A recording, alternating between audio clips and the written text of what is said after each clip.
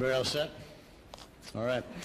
Well, good afternoon. My name is Bill Schuette, and I have the privilege of serving as Michigan's Attorney General. Thank you for coming. Mayor Weaver, I'm so pleased you're here, and I admire greatly your leadership here in the city of Flint. On January 15th of this year, I initiated an independent investigation to determine what laws may have been broken in the Flint water crisis. My job as Attorney General is to enforce the law, and that is what I do. I've said this before, and it bears repeating, that so many things went so terribly wrong and tragically wrong in Flint. Today, we are announcing we filed criminal charges in the Flint water crisis against 3 individuals. We have filed charges against Stephen Bush, an employee of the Michigan Department of Environmental Quality, and Michael Prisby, also an employee of the Michigan Department of Environmental Quality. We have charged each individual with 3 felonies, 3 separate felonies. First, we've charged Mr. Bush and Mr. Prisby with misconduct in office, a felony.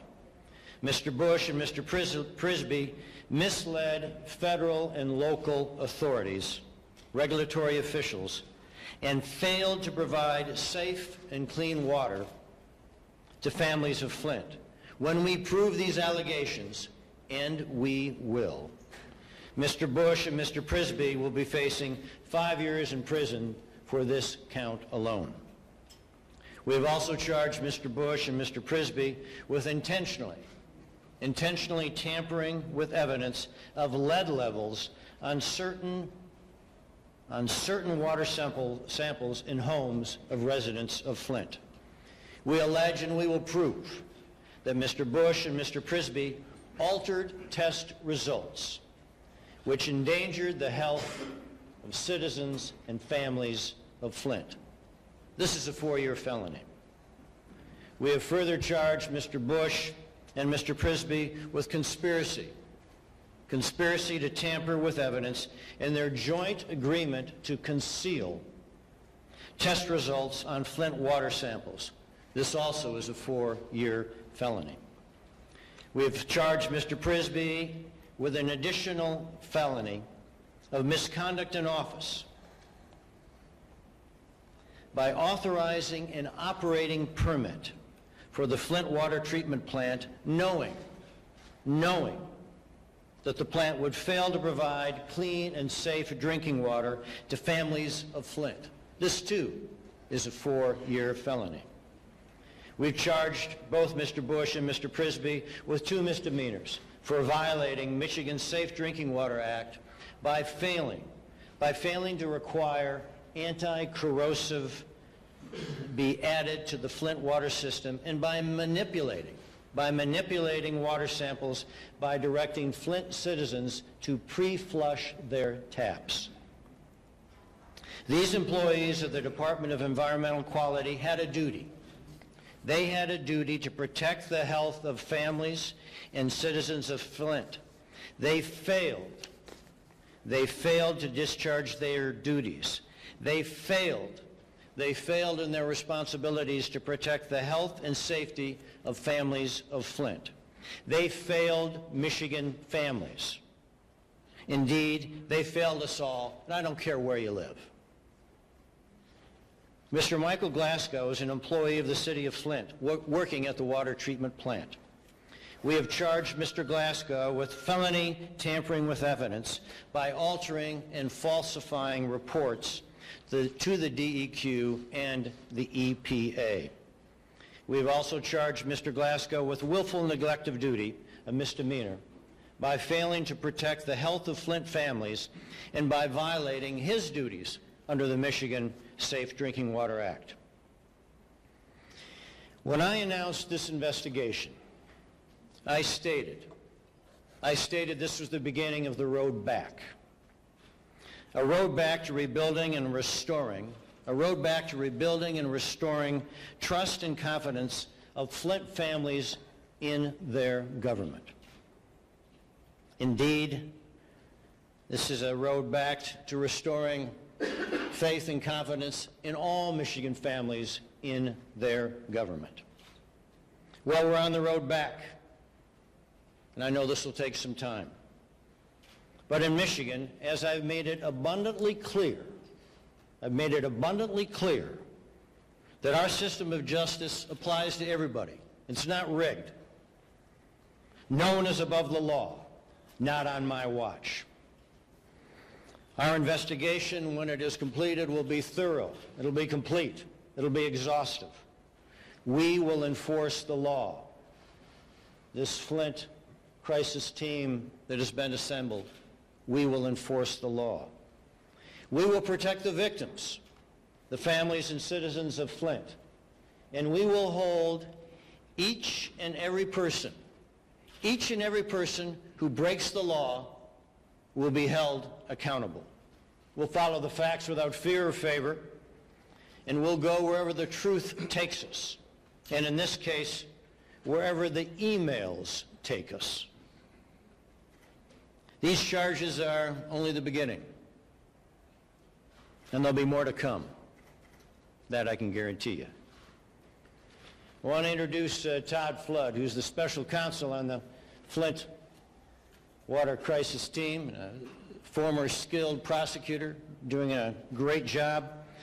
Todd, our special counsel, say a few words, sir. Thank you. Yeah, you bet. Thanks. Okay, pal. Good afternoon. My name is Todd Flood. I am the Special Assistant Attorney General, and I've been charged with the task of prosecuting and investigating this case. And there's no I in team. To my right is Mr. Arena, and behind me, homebound here, Mr. Ellis, and to my far left, Mr. Layton, prosecutor, with several more back home investigating this case today as we speak. And we will turn over every stone. We'll go down every rabbit hole. This is just the first wave. I'm not going to try this case in the press. I have an ethical duty not to do that. I don't want to be grieved before I start. So I won't try this case in the press. I can simply tell you that the public health, that's what the DEQ is charged. That's their purpose. That's what the law states. And the public health, that was violated. So we start today. We start today with the charges, and we will continue to go through every single door, interview people, and I have the best team assembled to do that job. Thank you. Thank you, Todd. Let me turn it over next to Andy Arena. Andy's the former head of the FBI here in Detroit. Impeccable reputation, tough, skilled guy. Andy? Thanks, Bill. You bet.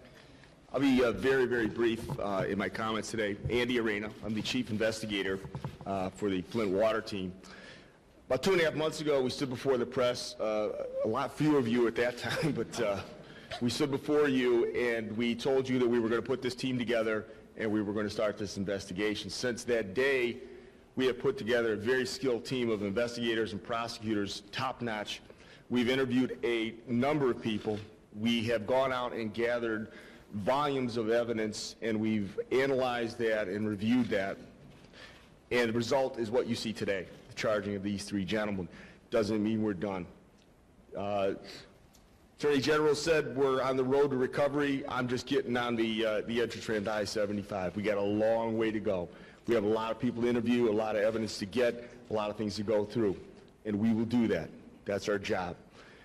2.5 months ago, I told the people of Flint, I said, we're going to do our best to get you the answers that you deserve. Today, I renew that promise. We will get you the answers, and we will hold those accountable. We're not targeting any persons or people. Nobody's off limits either. Thank you. Thank you very much, Andy. I want to just acknowledge the value I hold Ellis Stafford, who's one of our key investigators here in the Flint water crisis team and a veteran of the Michigan State Police and a Flint guy. And thank you for your leadership, Ellis, very, very much. Now I want to introduce my friend David Layton. David Layton is a smart, effective, skilled, talented prosecutor. He's a friend of mine. Can't think of a prosecutor in the United States of America who does a better job than David Layton. And he's he's part of our team. He adds just exceptional and added depth, expertise, knowledge of this community as part of this team to help the citizens and families of Flint and Michigan. I'm glad to be on David's team. I'm glad he's on our team. David? Thank you, General, for the kind words. Attorney General Schuette, Special Counsel Flood, and I have spoken frequently over the past number of weeks and shared information with respect to the investigations. In short, our teams are cooperating to try and obtain answers to the many questions that the citizens of Flint have as to the water and how it became tainted with lead and other toxins. These charges today are an attempt to begin to answer some of those questions. It's certainly not the end of the investigation, and I think that is a very important statement that we're all making today. It's the beginning of what is shaping up to be a very extensive investigation and one that will be lengthy. I anticipate additional charges in the not-too-distant future, as well as the Attorney General. I've reviewed the evidence that the Attorney General's team of lawyers and investigators has developed that support the charges that were issued this morning. I believe there is probable cause to believe that in each instance, as to each defendant and as to each count, that the probable cause exists to believe that the listed crimes were committed and committed by the charged individuals. And obviously, since she signed it, the magistrate judge this morning agreed as well. So thank you very much for attending, and Attorney General Schuette, I look forward to our continued cooperation. Thank you very much, David, Ellis, Andy, and Todd.